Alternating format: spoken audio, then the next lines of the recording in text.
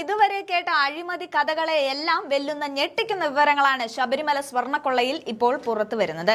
മുൻ ദേവസ്വം മന്ത്രി കടകംപള്ളി സുരേന്ദ്രൻ വെറും ഒരു ചോദ്യം ചെയ്യലിലല്ല, മറിച്ച് അറസ്റ്റിന്റെ വക്കിലാണെന്ന സൂചനകളാണ് പുറത്തു വരുന്നത്.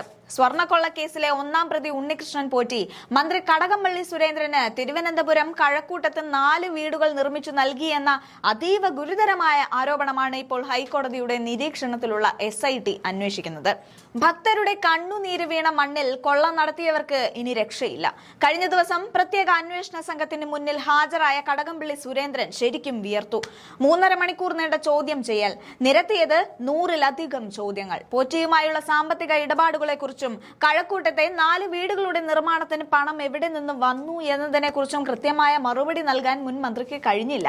മലയാളി സമാജം പരിപാടിയിൽ വെച്ച് കണ്ട പരിചയം മാത്രമാണെന്ന് കടകംപള്ളി ആവർത്തിക്കുമ്പോഴും മന്ത്രിക്ക് വേണ്ടി പോറ്റി വീടുകൾ പണിത് നൽകിയെന്ന രേഖകൾ അന്വേഷണ സംഘത്തിന്റെ പക്കലുണ്ടെന്നാണ് സൂചനകൾ.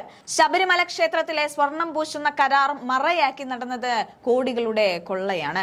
ഈ കൊള്ളയ്ക്ക് ചുക്കാൻ പിടിച്ച ഉണ്ണികൃഷ്ണൻ പോറ്റിക്ക് മന്ത്രിമന്ദിരങ്ങളിലേക്ക് നേരിട്ട് പ്രവേശനമുണ്ടായിരുന്നു. കടകംപള്ളി സുരേന്ദ്രന്റെ മണ്ഡലമായ കഴക്കൂട്ടത്ത് ഇത്രയേറെ വീടുകൾ നിർമ്മിച്ചു നൽകാൻ പോറ്റിക്ക് എന്ത് താല്പര്യമായിരുന്നു?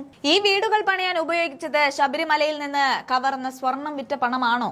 ഹൈക്കോടതിയുടെ കർശന നിർദ്ദേശപ്രകാരമാണ് ഈ വഴിവിട്ട സാമ്പത്തിക സ്രോതസ്സിനെ കുറിച്ച് SIT ഇപ്പോൾ അന്വേഷിക്കുന്നത്.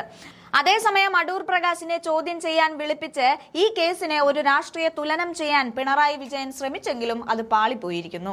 സ്വന്തം മന്ത്രി തന്നെ അഴിമതിയുടെ ആഴക്കടലിൽ നിൽക്കുമ്പോൾ പ്രതിപക്ഷത്തെ കുറ്റപ്പെടുത്തി രക്ഷപ്പെടാൻ കഴിയില്ല. രമേശ് ചെന്നിത്തല സമർപ്പിച്ച നിർണായക രേഖകളാണ് കടകംപള്ളിയെ ഇന്ന് പ്രതിക്കൂട്ടിലാക്കിയിരിക്കുന്നത്. UDF convener